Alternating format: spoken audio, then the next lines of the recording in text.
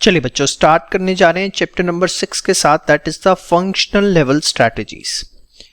देखिए, functional level strategies होती क्या है? जो lower level of management develop करता है, बेसिकली फंक्शनल लेवल स्ट्रैटेजीज के अंदर हम एक particular strategic business unit that is SBU के जो मेजर फंक्शंस हैं like marketing, financial, production, R&D, human resource, उससे रिलेटेड जो भी स्ट्रैटेजीज डिजाइन करनी है उसको स्टडी करते हैं। बड़े ध्यान से देखिएगा, सबसे पहले हमने पढ़ा था कॉर्पोरेट लेवल स्ट्रैटेजी, जो कि सबसे टॉप लेवल बनाएगा।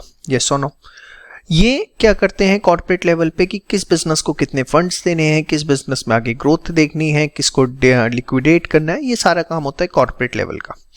उसके बाद जो एक तरह से मिडिल लेवल होता है, जो हर पर्टिकुलर बिजनेस के लिए होता है। मिडिल लेवल पे क्या आता है? किसी भी पर्टिकुलर बिजनेस के जो हेड होते हैं, सपोज बिजनेस है जिसके फार्मास्यूटिकल, टेक्सटाइल में भी हैं, वो स्टेशनरी के अंदर भी हैं, मल्टीपल बिजनेसेस हैं, तो फार्मास्यूटिकल का जो हेड है that is on middle level basically.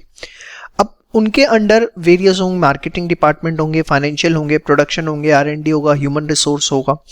तो बेसिकली ये marketing, financial, production, R&D, human resource या दूसरे जो भी इस तरह के फंक्शनल डिपार्टमेंट्स होंगे, उनकी स्ट्रैटेजीज की हमें इस चैप्टर में बात करनी है। बहुत ही सिंपल चैप्टर है और आप देखेंगे कि मेजॉरिटी चीजें इसकी आप ऑलरेडी अपने अर्लियर स्टेज पे पढ़ के आ चुके हैं। देखिए, functional level strategy design within a framework of corporate as well as business level unit level strategies to be implemented under high level guidelines. वही बात लिखी हुई है कि जो कॉर्पोरेट लेवल और बिजनेस लेवल की स्ट्रैटेजी बनी है उसको ध्यान में रखते हुए डेवलप की जाती है और इंप्लीमेंट की जाती है with high level guidelines which came from corporate level as well as from business level. It provide and spells supporting to overall business strategy and functional manager to work with better performance. इसके पीछे मकसद दो होते हैं, दो objective, कि एक तो बिजनेस स्ट्रैटेजी को प्रॉपर्ली हम इंप्लीमेंट कर पाए और दूसरा जो फंक्शनल मैनेजर है वो ज्यादा अच्छे से काम कर पाए। इसमें वर्किंग एरियाज जो आपको मैं बता रहा था, marketing, financial, production, R&D, human resource. अब क्वेश्चन आ जाता है, why we need functional level strategies? So to make it clear that what is to be done to implement the corporate strategies to control the activities to bring harmony and coordination, because if there will not be a functional level strategy there will be a lack of coordination among the various activities. चलिए बच्चों, अब बात करते हैं marketing strategy की। तो सबसे पहले हमें पता होना चाहिए कि मार्केटिंग का मतलब क्या होता है। देखिए, मार्केटिंग में चार बड़ी सिंपल चीजें आती हैं। सबसे पहले आप अपने कस्टमर की नीड्स को आइडेंटिफाई करते हैं कि आपका कस्टमर चाहता क्या है, उसकी रिक्वायरमेंट क्या है। फिर कस्टमर की नीड को आइडेंटिफाई करने के बाद उसके हिसाब से आप प्रोडक्ट को डेवलप करते हैं और उसके बाद जब आपका प्रोडक्ट डेवलप हो जाता है, जो कस्टमर चाहता था वही चीज आप अपने कस्टमर को कम्युनिकेट करते हैं regarding the ability of such product with potential customers. देखिए, कम्युनिकेट करने का मतलब क्या होता है? It's not like to inform them कि जो आपको चाहिए था वो हमने डेवलप कर दिया और अब आप उसे खरीद सकते हैं। नो, इट्स लाइक कि आप उन्हें इन्फ्लुएंस करते हो कि आपकी नीड के हिसाब से अब हमने प्रोडक्ट अवेलेबल करवा दिया है, now you should buy it. ठीक है, चाहे आप उन्हें वेरियस डिस्काउंट्स देके करो, चाहे पर्सनल सेलिंग के थ्रू करो, किसी भी तरीके से सेल्स प्रमोशन के थ्रू करो, बट द मेन मकसद is to influence them to buy the product and thereafter providing the after sale services. So you must understand that marketing is something that starts even before the production. ये before production start हो जाती है because it includes identify the needs of customer. That's why it has been told as social process. उसको हमने क्या बोला? एक social process है। क्यों? क्योंकि आप जो है अपना प्रोडक्ट सीधे कस्टमर को नहीं चिपका रहे, आप पहले उसकी नीड को आइडेंटिफाई कर रहे हैं and thereafter you are developing the product. ठीक है, फिर मार्केटिंग डिसीजंस में क्या क्या चीजें आती हैं? बहुत ही सिंपल, जो आप पहले भी अर्लियर स्टेज पे देख चुके हैं अपने, the amount of and extent of advertisement किस हद तक आपको करनी है, डिस्ट्रीब्यूशन नेटवर्क कौन सा यूज करना है, distribution network in the sense कि कैसे आप अपना प्रोडक्ट अपने कस्टमर तक अवेलेबल करवाएंगे, that is the place mix जिसको आप टेक्निकली बोलते हैं। वर्किंग एज प्राइस लीडर और प्राइस फॉलोअर, आपको प्राइस लीडर की तरह ऑपरेट करना है, अपनी प्राइसिंग खुद की डिसाइड करनी है या प्राइस फॉलोअर रहेंगे। ठीक है, इसमें अगर आपको याद आ रहा हो तो दो तरह की प्राइसिंग स्ट्रैटेजी होती है, पेनिट्रेशन एंड स्कीमिंग। उसके बाद ऑफरिंग कंप्लीट और limited warranty, life time warranty देंगे, लिमिटेड वारंटी देंगे, लिमिटेड और enhancing the share of business. आप अपना बिजनेस का शेयर, जो बेसिकली मार्केट शेयर की बात है यहाँ पर, उसे बढ़ाना चाहते हैं, उस मकसद से एडवर्टाइज कर रहे हैं, या किस मकसद से एडवर्टाइज कर रहे हैं कि जो ऑलरेडी है वो स्टेबल रहे। Rewarding sales people and its criteria, कि जो भी सेल्स में आपके लोग इन्वॉल्व हैं उन्हें किन किन बेसिस पर वेरियस रिवॉर्ड्स दिए जाएंगे, बोनस दिए जाएंगे एंड सो ऑन। तो बहुत चीज़ें हैं यहाँ, तो एक छोटा सा आपको 5-6 पॉइंट्स पता है मार्केटिंग डिसीजन में, आप अपनी तरफ से बना के भी इसमें लिख सकते हैं। There after comes out to be the marketing process. देखिए जो आपका मार्केटिंग प्रोसेस है, ब्रॉडली सबसे पहले उसके 2 ऑब्जेक्टिव्स होते हैं, उनको आप समझने की कोशिश करें।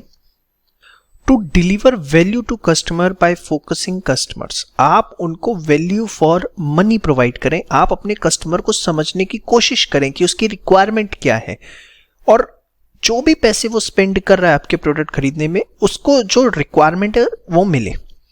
To connect with customers to win them from competitors, अगर हो सके तो आप अपने कस्टमर्स के साथ कनेक्ट हो इन द सेंस, यहाँ पर पर्सनल सेलिंग बहुत अच्छा रहता है, या एक कॉल हो जाए या आफ्टर सेल सर्विसेज हो, मतलब कस्टमर कभी भी ये फील ना करे कि आपका प्रोडक्ट परचेज करने के बाद वो आपसे डिस्कनेक्ट हो गया, आपको कांटेक्ट नहीं कर पा रहा है। तो अगर आप ये फैसिलिटी उसे प्रोवाइड कर पाते हैं तो इट्स वेरी गुड, आपका मार्केटिंग प्रोसेस बहुत अच्छा है। अब मार्केटिंग प्रोसेस में आता क्या क्या है, एनालाइजिंग मार्केटिंग अपॉर्चुनिटीज, फिर अपने जो भी सिलेक्टेड मार्केट है उसको, टारगेट मार्केट है उसको सिलेक्ट करना। देखो मार्केटिंग अपॉर्चुनिटीज को जब एनालाइज करते हैं तो उसमें हम देखते हैं कि ग्रोथ फैक्टर क्या है, कौन सा प्रोडक्ट वहाँ पर चल सकता है, क्या हम इनोवेटिव प्रोवाइड कर सकते हैं, फिर उसमें से कौन सा ऐसा मार्केट है जो आपको सबसे बेस्ट लग रहा है, फिर आप अपना प्रोडक्ट मिक्स डेवलप करते हैं, like price mix, place mix, product mix, promotion mix. उसके बाद जो है आप अपने मार्केटिंग एफर्ट्स लगाने स्टार्ट करते हैं। अब इसके बाद आता है आपका marketing mix. Basically marketing mix होता क्या है, it includes 4 variable, 4 P's, that is the product, price, place and promotion. वैसे तो आप ये अर्ली स्टेज अपने 12th लेवल 11th लेवल पे देख के आ रहे होते हैं, जस्ट मैं आपको ओवरव्यू दे देता हूँ। प्रोडक्ट मिक्स के अंदर आप ये देखते हैं कि कौन से कॉम्बिनेशन गुड्स एंड प्रोडक्ट के आपको जो है कस्टमर को ऑफर करने हैं। इसमें आप फोकस करते हैं ब्रांडिंग पे, इस पे फोकस करते हैं पैकेजिंग के ऊपर, लेबलिंग के ऊपर। फिर आता है price. Price is the amount that you are going to charge for your product. और अब प्राइसिंग के अंदर आप ये देखते हैं कि डे 1 से आपकी क्या स्ट्रैटेजी रहेगी, whether you are going to charge the higher prices और you are going to charge the lower prices, जिसमें 2 तरह की स्ट्रैटेजी होती है, एक स्कीमिंग, एक पेंट्रेशन। पेंट्रेशन में लो प्राइस आप शुरू से चार्ज करते हैं लाइक जियो, और स्कीमिंग के अंदर आप डे 1 से हायर प्राइजेस चार्ज करते हैं like Apple phones. Place mix में आपका टारगेट होता है दैट आप अपने प्रोडक्ट को अपने कस्टमर तक किस तरीके से अवेलेबल करवाएंगे, आपका क्या डिस्ट्रीब्यूशन चैनल होगा, आप अपने आउटलेट्स को लेंगे, रिटेलर्स को इन्वॉल्व करेंगे, उसमें कितने लेवल की बेसिकली इंटरमीडियरीज की इन्वॉल्वमेंट रहेगी। देन नेक्स्ट आता है प्रमोशन। इसके अंदर आप बात करते हैं कि कैसे आप अपने पोटेंशियल जो कस्टमर्स हैं उनको टारगेट करेंगे, उन्हें कम्युनिकेट करेंगे अबाउट द प्रोडक्ट एंड उन्हें इन्फ्लुएंस करेंगे टू बाय योर प्रोडक्ट। अब प्रमोशन में 4 चीज़ें आती हैं, personal selling, advertising, publicity and sales promotion. Sales promotion के अंदर क्या करते हैं, आप अपने प्रोडक्ट पे डिस्काउंट्स ऑफर करते हैं, या कोई फेस्टिवल आ रहा है तो कुछ ऑफर्स निकालते हैं, जैसे बाय 1 गेट 1 फ्री। कुछ टाइम के लिए आपने 20% एक्स्ट्रा दे दिया, प्रोडक्ट खरीदने पे कोई दूसरा प्रोडक्ट फ्री दे दिया। तो इस तरह की सेल्स प्रमोशन टेक्निक जो कि शॉर्ट टर्म इन नेचर की होती है, जिसके अंदर discount, contest, money refund, installments आता है। पब्लिसिटी क्या होता है, it is non personal nature, जो कि माउथ पब्लिसिटी जिसको आप बोलते हैं जनरली, कि होता क्या है, कुछ आप यूनिक प्रोडक्ट लेके आए जिससे आपको मीडिया कवरेज मिल गई, तो उसकी वजह से क्या होता है, आपको कुछ करना नहीं पड़ता, आपका प्रोडक्ट ऑटोमेटिकली प्रमोट हो जाता है। फॉर एग्जांपल आप एक ऐसा कार लिया है जो कार वाटर से रन कर रही है, या कुछ कार में स्पेशल फीचर्स लिया है जो आज तक इंडस्ट्री ऑफर नहीं कर रही है, तो अगर मीडिया ने उसको कवरेज दे दी तो automatically it will get promoted. Then आता है एडवर्टाइजिंग, जो कि एक नॉन पर्सनल फॉर्म है। नॉन पर्सनल का मतलब क्या होता है, नॉन पर्सनल का मतलब होता है इट्स अ 1 वे कम्युनिकेशन। लिख लीजिए इसके ऊपर। सपोज आपने एक एडवर्टीजमेंट देखी तो आप सिर्फ देख लेंगे, कंपनी का मैसेज आपको मिल गया, लेकिन आपको वो एडवर्टीजमेंट देख के क्या समझ आया, आपका क्या फीडबैक है, वो चीज़ें जो है पॉसिबल नहीं है। It's a 1 way communication which is the meaning of non personal. समझ में आई बात। विद हाई फ्लेक्सिबिलिटी, देखिए आज के टाइम पे पॉसिबल है, सोशल एडवर्टीजमेंट इतने ज़्यादा होते हैं कि सोशल मार्केटिंग आपने देखी होगी कि आप किसी कंपनी के कोई प्रोडक्ट को विजिट करते हैं, फिर फेसबुक पे जाएं, ट्विटर पे जाएं, गूगल पे जाएं, कहीं पे भी जाएं, वही बार बार आपको दिखना शुरू हो जाता है। तो this is what called as advertising. और उसमें फ्लेक्सिबिलिटी रखी जाती है, फ्लेक्सिबिलिटी इन द सेंस कि आपको रिपीटेड एड्स तो देखने को मिलते हैं बट उनका कंटेंट जो है वो चेंज कर दिया जाता है। पर्सनल सेलिंग में फेस टू फेस इंटरेक्शन होता है प्रोस्पेक्टिव कस्टमर्स के साथ, और ये कहीं ना कहीं इसके अंदर क्या होता है, एक आप रिलेशनशिप अपने कस्टमर से डेवलप करते हैं। क्योंकि देखिए, जब फेस टू फेस कम्युनिकेशन होता है तो जो कस्टमर का ट्रस्ट लेवल होता है वो अलग ही हो जाता है। नाउ वो फिर सेल्स पर्सन पे आ जाता है कि वो किस हद तक अपने प्रोडक्ट को के लिए जो पोटेंशियल कस्टमर है उसको कन्विंस कर पाता है। लेकिन इसमें सबसे बड़ा नुकसान क्या है, कॉस्ट इफेक्टिव नहीं होता, क्योंकि एक सेल्स पर्सन आप भी समझ सकते हैं कि कितने लोगों को इंडिविजुअल लेवल पे हैंडल कर सकता है। इसके बाद जो आपका मार्केटिंग मिक्स होता है with customers perceptive is termed as 4 C's। अब ये क्या है, बड़े ध्यान से देखिए। आप प्रमोशन कर रहे हैं तो एक तरह से कस्टमर को कम्युनिकेट कर रहे हैं, प्रमोशन हो गया मार्केटिंग का आपका। सी हो गया कस्टमर्स परसेप्टिव कम्युनिकेशन। आप प्लेस मिक्स ऑफर कर रहे हैं कि कैसे अपना प्रोडक्ट कस्टमर तक अवेलेबल करवाया जाए, तो कस्टमर के लिए वो कन्वीनियंस हो गई, येस और no. Price as customer cost, जो प्राइस आपको मिलता है वो कस्टमर के लिए कॉस्ट होती है, तो इट बिकम्स कस्टमर कॉस्ट। और जो प्रोडक्ट आप ऑफर करते हैं that is the customer solution, उसे कस्टमर को कहीं ना कहीं सॉल्यूशन मिल रहा है कि कैसे उसे अपनी नीड्स आइडेंटिफाई करनी है। ठीक है, यहाँ पे बेशक लिख लीजिएगा product covering as customer solution. ठीक है, तो जो मार्केटिंग मिक्स है वो विद कस्टमर्स परसेप्टिव, उसको हम 4 C's का भी नाम देते हैं। और किस तरीके से वो मैंने आपको बता दिया, इंपॉर्टेंट है, क्वेश्चन आ सकता है। देखिए, यहाँ पर जो आपको मार्केटिंग मिक्स के बारे में दिया है कंटेंट, वो सिर्फ एक ओवरव्यू दिया है ताकि आप रिकॉल कर सके। आप एक बार बेशक इसे बुक से पढ़ लीजिएगा ताकि आपको बहुत अच्छे से रिकॉल हो जाए। ठीक है, नाउ एक्सपेंडेड मार्केटिंग मिक्स। देखिए, अपार्ट फ्रॉम ये 4 P's, इसको हम आगे फर्दर एक्सपेंड करते हैं और 3 P's इसमें और ऐड करते हैं, जिसकी वजह से ये 7 P's हो जाते हैं। वो अगले 3 P हैं, people, process and physical evidence. People वो participate in delivery of the market offering, in the sense firm का कोई भी व्यक्ति जो सीधे कस्टमर से जाके इंटरेक्ट करता है in the process of delivery, that is covered by the people. देखिए, मैं आपको बड़ा सिंपल सा एग्जांपल देता हूँ। सपोज अमेजोन से कोई डिलीवरी लेके आया, उसने आपके साथ मिसबिहेव किया, तो आप उस व्यक्ति को नहीं देखते हैं, आप कहते हैं अमेजोन की डिलीवरी बड़ी बेकार है। तो this is something very important कि जो भी व्यक्ति सीधे कस्टमर के साथ इंटरेक्ट कर रहा है फर्स्ट टाइम जाके, उसका बिहेवियर किस तरीके से है कस्टमर के साथ, और इसके लिए उन लोगों को प्रॉपर ट्रेनिंग दी जाती है। Next is the process, the covers procedure, mechanism and activities to deliver product और सर्विस। आप कस्टमर ने ऑर्डर दिया, ऑर्डर देने के बाद उसके पहुंचने तक, देखो एक बार कस्टमर ने ऑर्डर दे दिया ना, और जब तक पहुंच नहीं जाता, कस्टमर के पेशेंस लेवल वो सेम नहीं होते। आप खुद देखो, हम लोग कोई ऑर्डर देते हैं और उसमें लिखा हुआ है 72 आवर्स में, 3 डेज में आएगा, तो 3 दिन तक तो हम फिर भी वेट कर लेंगे, बट 3 दिन से जहां चौथा दिन हुआ, बस आप समझ सकते हैं हमारे पेशेंस लेवल कहाँ होते हैं। तो हमें प्रोसीजर, मैकेनिज्म, एक्टिविटीज इस तरीके से डेवलप करनी है पूरा का पूरा कि राइट टाइम पर right quantity, right quality product पहुंचे। Physical evidence, environment in which market offering is delivered and firm customer interaction becomes material.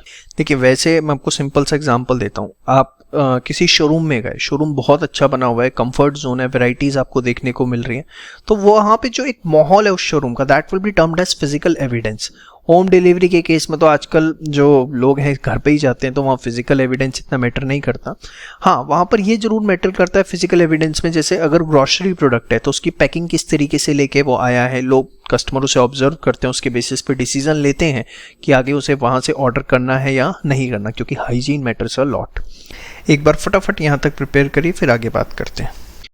चलिए बात करते हैं बच्चों फॉर्मुलेशन ऑफ मार्केटिंग स्ट्रैटेजी की। तो सबसे पहले हमें मार्केटिंग एनालिसिस करना पड़ता है, जिसपे हम जो भी अपॉर्चुनिटीज एंड थ्रेट्स हैं उनको आइडेंटिफाई करते हैं और in the light of our strength and weakness analyze करने की कोशिश करते हैं। देखिए, ये सब चीज़ें 2 एरियाज में की जा सकती हैं, एक अबाउट कंपनी स्पेसिफिक फोर्सेस और एक अबाउट जनरल फोर्सेस। जब हम बात करते हैं कंपनी स्पेसिफिक फोर्सेस की, मतलब ऐसे फैक्टर्स जो सिर्फ कंपनी को इफेक्ट करेंगे, और जब हम बात करते हैं जनरल फोर्सेस की, तो जो पूरी की पूरी इंडस्ट्री को इफेक्ट करेंगे। तो कंपनी स्पेसिफिक क्या हो सकते हैं? कंपनी की खुद की एबिलिटी, उसके सप्लायर्स, कॉम्पिटिटर्स, कस्टमर्स एटसेट्रा। जबकि जनरल फोर्सेस जो आपकी डायमेंशंस होते हैं बिजनेस एनवायरनमेंट के, that is economic, social, political, legal, technological, वो सारी जनरल फोर्सेस कहलाती है। अब मेन चीज ध्यान से देखिए स्ट्रैटेजिक मार्केटिंग प्लानिंग में, deciding marketing strategies to obtain overall strategic objective. आप सबसे पहले मार्केट का प्लान बनाते हैं, उसको इंप्लीमेंट करते हैं, फिर जो रिजल्ट्स आए उसको मेजर करते हैं, इवेल्युएट करते हैं और करेक्टिव एक्शंस लेते हैं। इस चीज को बोला जाता है developing, implementing, and this is strategic control. This is the entire process of strategic marketing planning. सिर्फ प्लान बनाने से कुछ नहीं हो जाता, you need to see कि वो कितने effectively work कर रहे हैं। और जो आप करेक्टिव एक्शंस लेते हैं that are taken by considering the developed plan and their implementation, कि जो आपने प्लान बनाया था और उसकी जो implementation हुई उस पर कहाँ ऐसी गड़बड़ी रह गई कि हमें करेक्टिव एक्शंस लेने पड़े। अब इसके बाद जो भी आप प्रोडक्ट या ब्रांड से रिलेटेड प्लान बनाते हैं उसके डिफरेंट सेक्शंस होते हैं। कौन कौन से हो सकते हैं? One is executive summary, which defines the goals and recommendations to be in the plan, कि क्या गोल्स होनी चाहिए, कौन सी मेन बातें हैं जो प्लान में होनी चाहिए। Current marketing situation like market target क्या है, डिस्क्रिप्शन, कॉम्पिटिटिव एनालिसिस, डिस्ट्रीब्यूशन, ये सब आप चीज़ें अपने ब्रांड प्लान में इंक्लूड करते हैं। थ्रेट्स एंड अपॉर्चुनिटी का एनालिसिस करते हैं कि किस तरह की डेवलपमेंट्स है मार्केट के अंदर। Objectives and issues to be attain during the plan term, एक फिक्स टाइम पीरियड में हमें कौन से ऑब्जेक्टिव्स या गोल्स जो हैं वो अचीव करने हैं। मार्केटिंग स्ट्रैटेजीज हमारी क्या होंगी to achieve the marketing objectives. तो ये सब चीज़ें जो हैं एक प्रोडक्ट या ब्रांड प्लान में इंक्लूड की जाती हैं। स्ट्रैटेजिक कंट्रोल किस लिए होता है? Is to monitor and measure results and evaluation which facilitates corrective action in 4 P's of marketing. ये देखिए इसलिए जरूरी क्योंकि आप जो प्लान बनाएंगे वो 100% सक्सेसफुल होगा, ये बिल्कुल भी जरूरी नहीं है। So you need to take the controlling actions in which you measure your actual performance with the planned performance and find out the deviations and thereafter analyze them कि हमारी गलतियां कहाँ एक्चुअली में हुई। तो एक बहुत ही सिंपल सा टॉपिक, शायद आप सेल्फ स्टडी भी करते तो आपको समझ में आ जाता है, इसमें ऐसा कुछ नहीं है। मेन जहाँ से क्वेश्चन आता है स्ट्रैटेजिक मार्केटिंग टेक्निक्स। चलिए अब देखते हैं strategic marketing techniques. ICI book से टॉपिक करेंगे, बहुत ही अच्छा उन्होंने लिखा हुआ है इस टॉपिक को और इसको ज़्यादा कंसाइज हम नहीं कर सकते। सबसे पहले आता है सोशल मार्केटिंग। सोशल मार्केटिंग क्या होता है? जब आप किसी पर्टिकुलर आइडिया को या कोई कॉज को एक टारगेट ग्रुप के बीच में प्रमोट करना चाहते हो। It refers to design, implement and control of program seeking to increase the acceptability of social idea. जैसे मैं बड़ा आपको सिंपल सा एग्जांपल देता हूँ, स्वच्छ भारत कि हमें गंदगी कहीं पर भी नहीं फैलानी, उसको बहुत प्रमोट किया जा रहा है। तो that is a social marketing कि हम चाहते हैं कि लोगों में एक ऐसी हैबिट डेवलप हो कि कहीं पर भी वो गंदगी ना फैलाए। अभी एक रिसेंट जो आपका प्रोग्राम शुरू होने वाला है, सिंगल यूज प्लास्टिक को प्रमोट किया जा रहा है कि हम किसी भी तरीके से यूज ना करें। तो that is again a social marketing. No smoking, जो आपको बहुत अच्छे से पता है, आप ऐसे व्हीकल्स ड्राइव ना करें जो पोल्यूशन फैलाते हैं। तो ये सब चीजें जो आप कैंपेन्स एड्स देखते हैं, all are the part of social marketing. Next आता है बच्चों ऑगमेंटेड मार्केटिंग। ऑगमेंटेड मार्केटिंग के अंदर क्या होता है? कुछ एडिशनल कस्टमर सर्विसेज जो आप अपने कस्टमर्स को प्रोवाइड करते हैं जो कि बेसिकली आपके कोर और एक्चुअल प्रोडक्ट से रिलेटेड होते हैं। मैं सिंपल सा एग्जांपल देता हूँ, जो आप DTH लेते हैं, चाहे एयरटेल का लें, चाहे रिलायंस का लें, या किसी का भी, तो मूवीज़ ऑन डिमांड का ऑप्शन होता है, आप कोई भी मूवी ऑन डिमांड देख सकते हैं। ऑनलाइन कंप्यूटर रिपेयर सर्विसेज आजकल क्या बोलते हैं, जैसे आप किसी कंपनी का ब्रांड का कंप्यूटर लेते हैं, डेल का, HP का, तो आप सिर्फ ऑनलाइन ही जाइए, फटाफट अपनी सर्विस बुक करिए, वो आएंगे, सर्विस करके चले जाएंगे।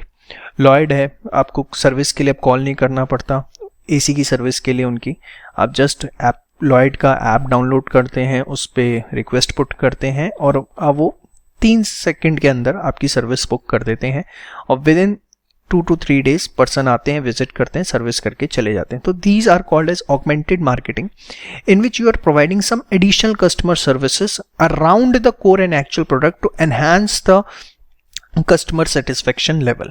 ठीक है, देयर आफ्टर नेक्स्ट आता है हमारा डायरेक्ट मार्केटिंग, जिसके अंदर हम कस्टमर को, जो हमारे पोटेंशियल कस्टमर उनको कॉल करते हैं, मैसेज करते हैं, ईमेल करते हैं, किसी भी तरीके से टारगेट करने की कोशिश करते हैं। Next the relationship marketing. ये क्या है, बड़े ध्यान से देखिएगा। इसके अंदर हम अपने जो फ्रीक्वेंट कस्टमर्स हैं, जो रेगुलर बायर्स हैं, जो हमारे बिजनेस को एडवांटेज पहुंचाते हैं, उनके साथ एक सेपरेट रिलेशनशिप मेंटेन करते हैं। इसका परफेक्ट एग्जांपल क्या है, जैसे आप अगर किसी पर्टिकुलर एयरलाइन से फ्रीक्वेंटली ट्रेवल करते हो, चाहे आप उसे स्पाइस जेट से करें, चाहे एयर इंडिया से करें, तो ये कंपनीज क्या करती हैं, अगर आप फ्रीक्वेंट ट्रेवलर हैं तो आपको लाउंज फैसिलिटी एयरपोर्ट पे अवेलेबल करवाती हैं, जहाँ पे आप फ्री में या बहुत कम पैसों में उनके लाउंज को एक्सेस कर सकते हो। तो या कई बार क्या होता है, आपकी इकोनॉमी क्लास की टिकट होती है, बिजनेस क्लास में उसे अपडेट कर देते हैं अगर आप फ्रीक्वेंट फ्लायर हैं। तो this is called as relationship, कि आप अपने एग्जिस्टिंग कस्टमर्स को कुछ न्यू बेनिफिट्स प्रोवाइड करते हैं सो दैट उनको लगे कि हाँ, कंपनी की नज़र में कस्टमर की इंपॉर्टेंस बहुत ज़्यादा है। The process of creating, maintaining and enhancing strong value leading relationship with customer and other stakeholder. For example ये जो आपको मैंने दिया, ठीक है। इसके बाद आता है आपका सर्विस मार्केटिंग। बेसिकली जब कोई सर्विस लाइक एजुकेशनल, बैंकिंग या म्यूचुअल फंड्स या किसी भी तरह कोई भी ऐसा सर्विस से रिलेटेड जो प्रोडक्ट है, उसको जब आप मार्केट करते हैं तो that is called as service marketing. Next आता है पर्सन मार्केटिंग। पर्सन मार्केटिंग के अंदर क्या होता है, जब किसी पर्टिकुलर पर्सन को प्रमोट किया जाता है। सपोज जब इलेक्शंस आ रहे होते हैं तो पॉलिटिशियंस अपने बैनर्स लगवाते हैं, अपनी जगह जगह से तारीफ़ें करवा रहे होते हैं, या आपकी जब मूवीज़ आती हैं तो उसके अंदर एक पर्टिकुलर जो मेन एक्टर होते हैं, चाहे सलमान खान, शाहरुख खान या अमिताभ बच्चन जी, उनको प्रमोट किया जाता है by various TV serials and various celebrities. तो पर्सन मार्केटिंग होती है, जिसके अंदर आप एक पर्टिकुलर पर्सन को जो है प्रमोट करने की कोशिश कर रहे हैं। और हिंदुस्तान में तो Modi ji is a perfect example of person marketing. आप देख ही सकते हैं चारों तरफ मोदी जी हैं, बुरा मत मानना, अच्छे फेवर में कह रहा हूँ। नाउ नेक्स्ट है ऑर्गेनाइजेशन मार्केटिंग। ऑर्गेनाइजेशन मार्केटिंग के अंदर क्या होता है, इसमें आपको सिंपल सा एग्जांपल दूं। कई बार क्या होता है, कुछ ऑर्गेनाइजेशन का एक नेगेटिव एस्पेक्ट मार्केट के अंदर चला जाता है। जैसे माइक्रोमैक्स के फ़ोन्स का एक नेगेटिव एस्पेक्ट है कि लेते ही बहुत जल्दी ख़राब हो जाते हैं। तो जब उस चीज़ को ओवरकम करने की कोशिश की जाती है थ्रू वेरियस कैंपियंस, या मैं छोटा सा एग्जाम्पल देता हूँ, आपने सुना होगा डेयरी मिल्क में चॉकलेट जो थी उसमें वॉर्म्स निकल आए थे, कीड़े। तो वहाँ पर जब ऑर्गेनाइजेशन मार्केटिंग की गई कि बेसिकली जो एक नेगेटिव एस्पेक्ट मार्केट में चला गया, उस कस्टमर के बीच में, पोटेंशियल कस्टमर्स के बीच में उनके एटीट्यूड को चेंज करना towards the organization. It consist of activities undertaken to create, maintain और चेंज एटीट्यूड्स और behaviour of target audience towards an organization. Next आता है बच्चे आपका प्लेस मार्केटिंग। इसके अंदर क्या होता है, एक पर्टिकुलर प्लेस को हम प्रमोट करते हैं एंड बेसिकली टूरिज्म मार्केटिंग होती है या बिजनेस साइट मार्केटिंग होती है। जैसे एग्जांपल के तौर पे दिल्ली है, अब दिल्ली से साइड आपका एनसीआर के अंदर गुड़गांव आता है, नोएडा आता है, नोएडा से आगे ग्रेटर नोएडा आता है। So if you are promoting a particular place, suppose greater Noida आता है, तो ग्रेटर नोएडा एक जगह है दिल्ली से ऑलमोस्ट 20 से 25 किलोमीटर डिस्टेंस पे, and now again they are promoting again and again greater Noida. Why so that वहाँ पे जो इतना लैंड है, जो इतना वहाँ पे डेवलपमेंट हो रहा है, इतना कंस्ट्रक्शन चल रहा है, वहाँ पे फ्लैट्स बिक सकें, लोग इंटरेस्ट लें। तो जब एक पर्टिकुलर प्लेस को टारगेट किया जाता है कि उसको प्रमोट किया जाए, लोग वहाँ विजिट करें, तो that is called as place marketing. Next आता है हमारा एनलाइटेंड। बहुत ही अच्छी चीज़ है, ध्यान से देखिए। It is marketing philosophy holding that companies marketing should support the best long run performance of the marketing system, कि हमारा मार्केटिंग सिस्टम ऐसा होना चाहिए कि लॉन्ग रन में हमें उसका एडवांटेज मिले। और इसके लिए 5 चीज़ों पे फोकस किया जाता है। कस्टमर ओरिएंटेड मार्केटिंग होनी चाहिए, इनोवेटिव होनी चाहिए, वैल्यू क्रिएट करे कस्टमर के लिए, सेंस ऑफ मिशन हो उसमें, और सोसाइटल मार्केटिंग हो, कुछ सोशल आइडिया को हम उसमें प्रमोट करें। नेक्स्ट, ये बहुत इंपॉर्टेंट है, इनलाइटेंड मार्केटिंग, इस पे क्वेश्चन आ जाता है एग्जाम में। नेक्स्ट है डिफरेंशियल मार्केटिंग। इसके अंदर क्या होता है डिफरेंशियल मार्केटिंग में, बेसिकली कंपनी जो है डिफरेंट प्रोडक्ट्स डेवलप करती है डिफरेंट सेगमेंट्स के लिए। जैसे हिंदुस्तान यूनिलीवर है, उनके लाइफ बॉय आता है, लक्स आता है, रेक्सोना आता है, जो कि इनका पॉपुलर सेगमेंट है। डव है, पियर्स है, जो कि उनके प्रीमियम कस्टमर्स हैं, उनको सर्व करता है। तो इसमें आप डिफरेंट सेगमेंट्स को ध्यान में रखते हुए डिफरेंट टाइप की स्ट्रैटेजीज फॉर्म करते हैं। फिर आता है सिंक्रो मार्केटिंग। सिंक्रो मार्केटिंग के अंदर हम क्या करते हैं, जो इर्रेगुलर डिमांड है ऑफ सीजन के अंदर डिमांड कम हो जाती है, जिसकी वजह से ऑर्गेनाइजेशन का रेवेन्यू कम हो जाता है, उसको कवर अप करने की कोशिश करते हैं। एग्जाम्पल के तौर पे आप देखें, कोई भी पीवीआर है या फन सिनेमाज हैं, तो मॉर्निंग के शोज जो होते हैं उनके टिकट्स बहुत सस्ते रखे जाते हैं, सो दैट कस्टमर आए और जो पूरा का पूरा शो खाली चलता है सुबह 9 बजे 10:30 बजे का, उसके अंदर कुछ भीड़ लगे, कुछ रेवेन्यू जनरेट हो सके। तो बेसिकली सिंक्रो मार्केटिंग के अंदर फ्लेक्सिबिलिटी ऑफ प्राइसिंग पे फोकस किया जाता है कि जब डिमांड ज़्यादा है प्राइस हाई रखो, जब डिमांड कम है तो प्राइस कम रखो, सो दैट कस्टमर आता रहे, एक कंसिस्टेंट रेवेन्यू ऑर्गेनाइजेशन को मिलता रहे। टूरिस्ट स्पॉट में भी यही होता है कि जब उनका सीज़न होता है, गर्मियों की छुट्टियां हो गई या जब दिसंबर का टाइम होता है, छुट्टियां होती हैं लोगों की क्रिसमस के टाइम पे, तो they charge very high amount for the room in the form of room rent, but off season में आप जाते हैं तो वही आपको 20% 30% पे चीज़ें मिल जाती हैं। फिर है कॉन्सेंट्रेटेड मार्केटिंग। इसके अंदर क्या होता है कि जो एक, बड़े ध्यान से देखिए, it is a market coverage strategy in which firm goes after a long share of one और फ्यू सब मार्केट्स। इसका मैं आपको बेस्ट एग्जांपल देता हूं। आपने एक कार सुनी होगी बोलेरो। अब बोलेरो आपको कभी भी शहरों में इतनी देखने को नहीं मिलेगी, लेकिन गांव में आपको बहुत ज़्यादा देखने को मिलेगी वो गाड़ियाँ।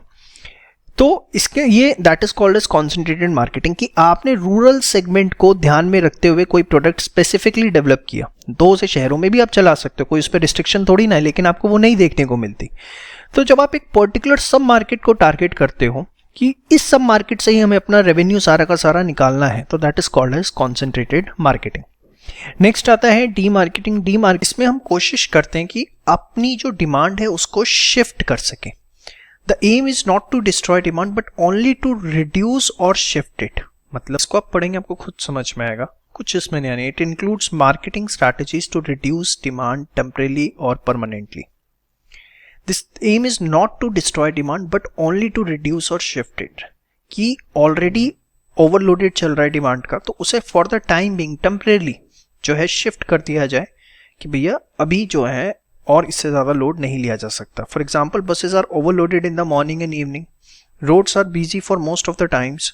तो होता क्या है, कार्स के केस पे बहुत ज़्यादा रोड टैक्स कर दिया गया, या जूलॉजी पार्क्स हैं, they are overcrowded on Saturday Sunday and holidays, तो टिकट प्राइजेस 5 टाइम्स 7 टाइम्स कर दिए गए।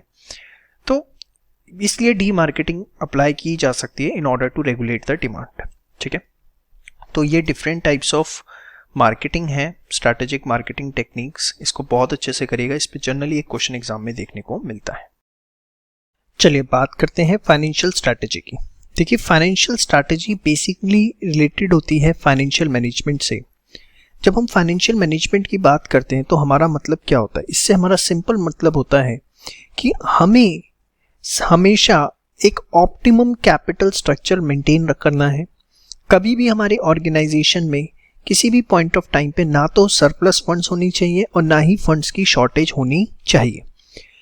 अब इसमें हम किस तरह के डिसीजंस अंडरटेक करते हैं टू रेज कैपिटल, कि शॉर्ट टर्म डेट कितनी लेनी है, लॉन्ग टर्म कितनी लेनी है, प्रेफरेंस शेयर कैपिटल से कितना रेज करना है, इक्विटी से कितना रेज करना है, कोई असेट हमें बाय करना चाहिए या लीज पे लेना चाहिए, कितना डिविडेंड पे आउट करना चाहिए, कितना रिटेन्ड अर्निंग रखनी चाहिए। देखिए, बेसिकली 3 तरह के डिसीजंस होते हैं: investment decision, financing decision and dividend decision.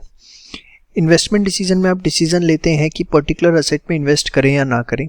Financing decision में आप डिसीजन लेते हैं कि आपका कैपिटल स्ट्रक्चर क्या हो, फाइनेंशियल प्लानिंग कैसी हो। और डिविडेंड डिसीजन में आप डिसीजन लेते हैं कि जो भी हमने टोटल कमाया उसका कितना पार्ट रिटेन किया जाए और कितना पार्ट एज ए डिविडेंड बांटा जाए। फिर to extend the time of account receivable, in the sense कि जो भी आपके डेटर्स हैं, अगर आप उन्हें 2 महीने का क्रेडिट देते हैं तो क्या उनका टाइम 2.5 महीने करने की, 3 महीने करने की ज़रूरत है, इन द सेंस कि आपको अपना क्रेडिट पीरियड और बढ़ाने की ज़रूरत है। To establish discount percentage on accounts, मतलब जो भी आपको पैसा मिलना है, अकाउंट रिसीवेबल्स हैं आपके, उस पर अगर कुछ डिस्काउंट देना है, कैश डिस्काउंट देना है, अर्ली पेमेंट्स अट्रैक्ट करने के लिए कुछ डिस्काउंट देना है, तो कितना वो होना चाहिए। To determine cash in hand. तो ये सब बातें जो हैं फाइनेंशियल स्ट्रैटेजी का पार्ट होती हैं। बेसिकली इसमें 4 डायमेंशंस होती हैं जो हम एक एक करके देखेंगे। The first is acquiring capital to implement strategies, that is the sources of fund. देखिए, हमें पता है कि there are 2 sources of funds, one is debt and second is equity, और दोनों के ही अपने एडवांटेजेस और डिसएडवांटेजेस हैं। अगर आप इक्विटी से फंड रेज करते हैं तो कहीं ना कहीं कंट्रोल आपके हाथ से जाता है, क्योंकि आप नंबर ऑफ ओनर्स इंक्रीज कर लेते हैं। लेकिन एट द सेम टाइम अगर आप डेट्स से फंड रेज करते हैं तो ठीक है, डाइल्यूशन ऑफ कंट्रोल तो नहीं होता, लेकिन एक फिक्स्ड इंटरेस्ट कॉस्ट आपकी ऑर्गेनाइजेशन के साथ जुड़ जाती है। और जब आपकी लो अर्निंग्स होती हैं, देखिए बिजनेस हर समय एक जैसा नहीं रहता, लो अर्निंग्स के टाइम पे ये आपके लिए बहुत डिफिकल्टी क्रिएट करता है। Fixed debt obligation must be met regardless of circumstances. ये बात आपको भी पता है, जिनको इंटरेस्ट चाहिए वो आपकी बिजनेस परफॉर्मेंस नहीं देखेंगे, वो टाइमली अपना इंटरेस्ट चाहते हैं। So major factors for which strategies are required, किन किन फैक्टर्स के लिए हमें स्ट्रैटेजी चाहिए कि हमारा कैपिटल स्ट्रक्चर क्या हो, हम फिक्स कैपिटल के लिए और वर्किंग कैपिटल के लिए बोरिंग्स कहाँ से करें, कितने हमें रिजर्व्स रखने चाहिए, हमारे relationship landers, banks and financial institutions के साथ कैसे होने चाहिए। देखिए कंसाइज क्या है, क्योंकि 3 नंबर का क्वेश्चन इस पे आ सकता है।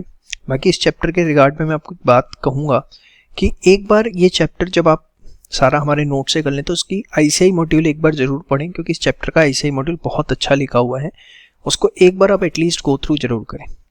नेक्स्ट है projected financial statements, that is budgets. ये बेसिकली आपकी हेल्प करता है व्हाट इफ एनालिसिस में। लाइक व्हाट इफ क्या होता है कि सपोज अगर आप डिसीजन लेते हैं कि डेटर्स का क्रेडिट पीरियड 2 महीने से 3 महीने करेंगे, या प्रमोशनल एक्सपेंसेस अपने 20-25% बढ़ा देंगे, तो उससे क्या फ़र्क पड़ेगा आपके कैश बजट पे, सेल्स बजट पे, प्रॉफिटेबिलिटी पे, फाइनेंशियल रेशियोज पे। ये सब आप प्रोजेक्ट करते हो, ठीक है। और देखिए ये रिजनेबल होना चाहिए रादर देन टू ऑप्टिमिस्टिक। ये नहीं है कि आप जो नेगेटिव पॉइंट्स हैं उनको एकदम कंसिडरेशन ना दो या लो प्रोबेबिलिटी पे लो, जो भी है एकदम ट्रू एंड फेयर व्यू जहाँ तक हो सके हमें पॉसिबिलिटी करके दिखाना है। So it helps in what if analysis for various proposed action by organization. For example, if the organization decide to increase promotional expenditures by 25%, then what likely to be its effect on this. While preparing projected statement, approach should be reasonable rather than too optimistic. इसके कुछ limitations भी हैं। कई बार आप बहुत ज़्यादा detail analysis करते हैं तो वो क्रबरसम हो जाता है। बजट आपके लिए सिर्फ एक टूल का काम करता है, कोई फाइनल सॉल्यूशन नहीं देता। एक्चुअल सर्कमस्टांसेस बहुत अलग हो सकते हैं। उसके बाद जो बजट्स होते हैं ना, वो समवट रिजिड होते हैं। मतलब देखिए आपने एक बजट बना दिया 1 साल का, बट हो सकता है 1 साल के अंदर सर्कमस्टांसेस, स्टैंडर्ड्स बहुत चेंज हो जाएं। तो not based on periodic evaluation and circumstances thus it hides inefficiencies. इसके लिए वैसे आजकल फ्लेक्सिबल बजट्स बनाए जाते हैं। इसके बाद preparing budgets without involvement of subordinates may lead to dissatisfaction among team members at the time of its implementation.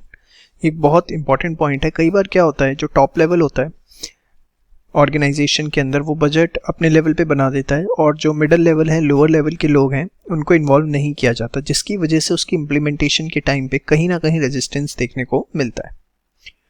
उसके बाद है यूटिलाइजेशन ऑफ फंड्स। देखिए यूटिलाइजेशन फंड्स में 2 ही जगह होता है, एक इन्वेस्टमेंट एक्सपेंडिचर में, चाहे आप फिक्स्ड एसेट्स की बात करें चाहे वर्किंग कैपिटल की, और एक डिविडेंड डिसीजन के टाइम पे। डिविडेंड डिसीजन बेसिकली जो भी आपने कमाया उसका कितना पार्ट हमें शेयर होल्डर्स को देना है और कितना पार्ट बिजनेस में रिटेन करना है। अब देखिए प्रॉपर यूटिलाइजेशन फंड्स का जरूरी है।